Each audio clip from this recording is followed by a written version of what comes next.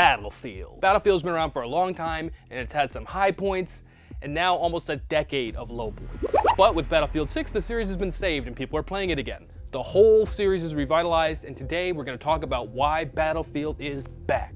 But first we gotta go back. We're not gonna go too far back. We're not gonna be talking about like Battlefield 1942 on Windows XP. We're gonna be talking about the newer rebooted Battlefield, the one you might know that started with Battlefield 3 in 2011. Back then, the two dueling shooters of the day were Call of Duty and Halo. I mean, imagine Halo competing with anything at the top of gaming, but you know. But Call of Duty covered like the realistic, by that I mean arcadey shooter where you run and gun with modern weapons. And Halo was an arena shooter, which means you had to pick up guns off the ground, and there's futuristic weapons, and like a bunch of other stuff, but it doesn't really matter because these games don't really exist anymore. But Battlefield gave us a third option, and it became a cornerstone in shooters.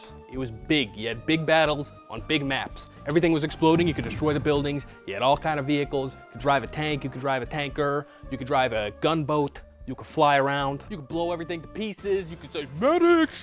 You could fly a helicopter, which would take you hours to figure out how to do. And half the time you get shot down instantly because half of the map is just sitting there looking up into the sky. You get the picture. It was sweet.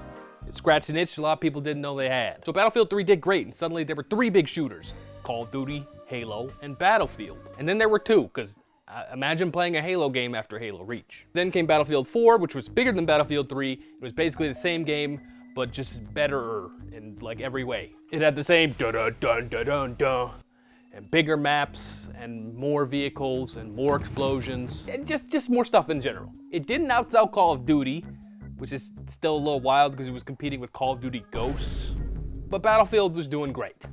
Then, someone at EA was possessed by a demon, and they said, what does Battlefield, the series about big battles on big maps, and tanks and helicopters, what does it really need?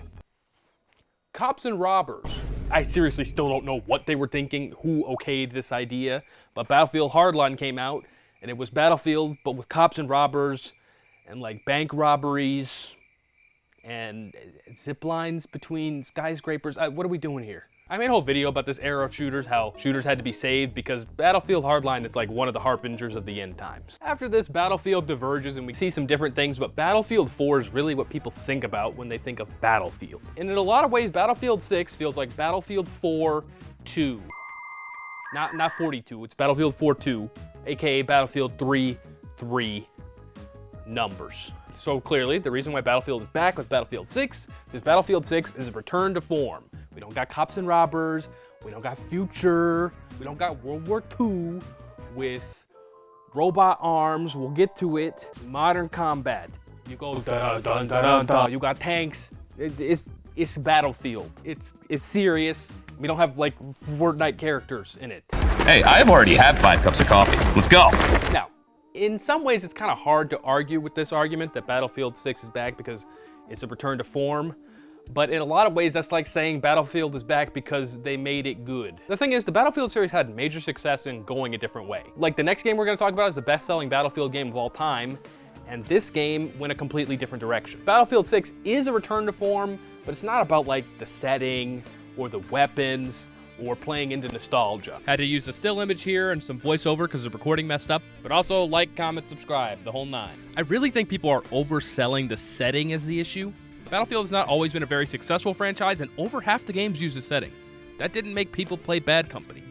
And that game was pretty good. So we have to keep going to get to the reason why Battlefield is back. Anyways, Battlefield Hardline, the cops and robbers one, it was bad.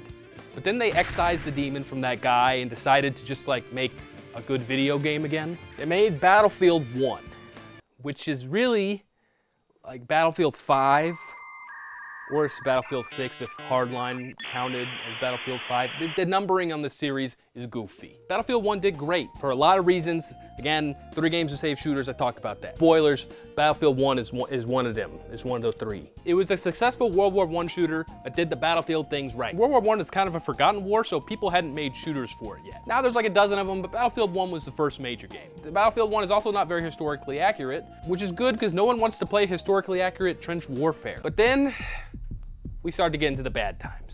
Battlefield 1 sold like billion copies, though it still couldn't outsell Call of Duty Infinite Warfare. Like, I dare you to tell me anything about that game. But Battlefield 1 was crazy big, so they had to make a sequel.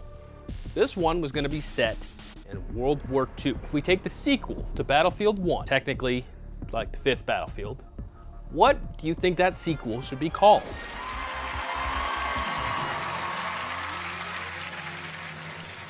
Is it number 1, Battlefield 2, because it's World War II? Is it number 2, Battlefield 6, which is the actual number? Is it 3, Battlefield 5, because, or is it 4, Battlefield 1942? Because they used to name these after like the year of the war, and they already made Battlefield 1942 and 1943, but that's fine. You just call it this again.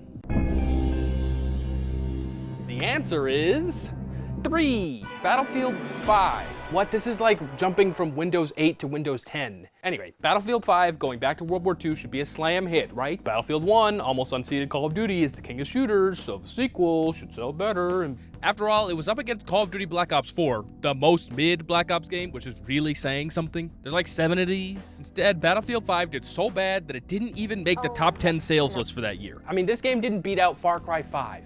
There were a few problems with the game. First of all, they really decided to push for featuring women in combat in our World War II shooter, including pushing this woman with a prosthetic arm in the launch trailer. Like, I don't know what we're going for here. This is goofy. On the gameplay front, they also really wanted to focus on realism, which kind of goes against the prosthetic arm thing, but whatever. And realism is also just not what you really want from a Battlefield game. This game was extremely mid. So this must be the reason why Battlefield failed and why it's back with Battlefield 6. Battlefield got away from realism, it got too woke, and now it's back to the way it's supposed to be, historically accurate. No, that's just silly, especially the second half. Now on like the prosthetic arm lady and all that, that's just like silly, given that World War II is like the best understood war in modern history. It's an own goal, completely unforced error. But the Battlefield after that one, the one we're about to talk about, didn't have any of those issues, and it was even worse. Plus, Battlefield has never been about historical accuracy or being like a milsim. Remember Battlefield 1? Not historically accurate. It did fine. And this is a series whose highlights are things like strapping C4 to an RV and then driving it at people, jumping off and detonating it at the last second. And the best clip ever is of a guy jumping out of a plane mid-flight, pulling out an RPG, shooting it unguided at another jet, hitting it, and then getting back into his own jet. Historical accuracy is not very relevant. So after Battlefield 5 did poorly, we get to rock bottom, Battlefield 2042. Now me personally, I was hyped for this game. I played Battlefield 2142 back on PC in like 07. It was a different time. I remember I had to launch the game like 7 times just to get past Punk Buster because I thought it was cheating for some reason. But that game was cool. It had mechs and stuff. A new futuristic Battlefield sounds cool. We're kind of tired of World War I now. We've been tired of World War II. And there's been more modern warfare first-person shooters than there's been stars discovered in the galaxy. So futures seemed fresh, and it was gonna have new gameplay features, like you could swap out attachments on the fly. That was cool. And the trailer showed going up skyscrapers and elevators and using zip lines to go between buildings. And apparently we decided to copy from Battlefield Hardline for some reason. But it was gonna have 128 player games, which is crazy. That's still only half the players you could have in MAG on PS3, so is it really that crazy? Battlefield 2042, it did bad. It did really bad. And this brings us to one of the most cited reasons for the success of Battlefield 6, which is that Battlefield 6 got away from the future theme. But Battlefield has worked in a lot of different settings throughout time. And 2042 is just not that far in the future, and they didn't really use the future theme very much. It's not like they had mechs and airships like they had in 2142, which probably would have helped, by the way. They didn't really use any of the cool future stuff. And Call of Duty has been doing just fine in this exact same time frame with the Black Ops games. Call of Duty Black Ops 2 is like the most beloved game in that series, and that's set at this exact time. Now, this video is about how Battlefield came back, so I'm not gonna give 2042 the hour-long beatdown it probably deserves. I actually played this game on launch with friends, and I had pretty low expectations, but I couldn't have possibly set them low enough. The game was a buggy disaster on launch. We tolerated Battlefield 3 being bad on launch, but that was in 2011. 2042 came out in 2021. The maps were putrid, like you could literally run for 15 minutes without seeing a single human on some maps. I remember playing through an entire match where I did not see a single enemy. On the other side of the spectrum, we had This map, which was just bootleg shipment from Call of Duty, you don't have classes anymore. The aiming doesn't work, like literally, the aiming is bugged. And vehicles were overtuned, so they just mowed you down wherever you went. This game was a disaster. It sold millions under expectations, and the player base quickly dwindled from there. Some of those players would come back later after some fixes, but overall, Battlefield 2042 was just a failure. And that's 2 failures in a row, so we're talking about 7 years straight of bad games. Starting to sound a little bit like another shooter that we talked about.